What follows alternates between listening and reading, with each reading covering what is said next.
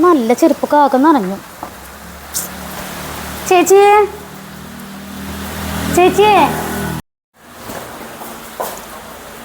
ആ അകത്തേക്ക് കയറുപടി. ആ ഞാനങ്ങോട്ട് കയറുന്നില്ലേ ചേച്ചിയെ? കാലുമൊക്കെ നിറച്ച് വെള്ള. എന്തൊരു മഴയല്ലേ ചേച്ചിയെ? ആ നിൽക്കാത്തൊരു മഴ. കഴിഞ്ഞ പ്രാവശ്യത്തെ പോലെ വെള്ളപ്പൊക്കം ആവാതിരുന്നാൽ മതിയായിരുന്നു. വെള്ളപ്പൊക്കം ഉണ്ടാവില്ല എൻ്റെ ഭഗവാനെ. ആ അങ്ങനെ വിചാരിക്കാം.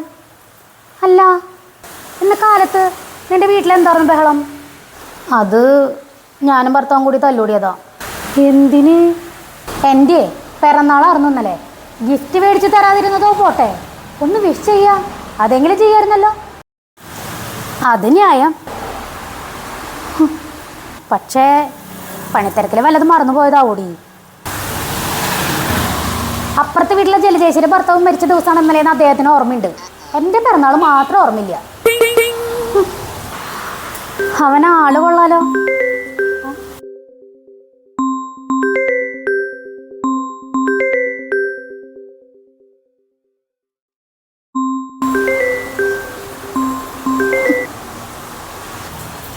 എന്താ നീ കട്ട് ചെയ്യണേ? ആരത്? ഓ അതെൻ്റെ പിന്നാലെ ഭർത്താവാ. നീ തമാശ കളിക്കാതെ ഫോൺ എടുക്ക്. അവൻ വല്ല അത്യാവശ്യത്തിനാവും വിളിക്കുന്നുണ്ടാവുക. ശരി. Hello hello,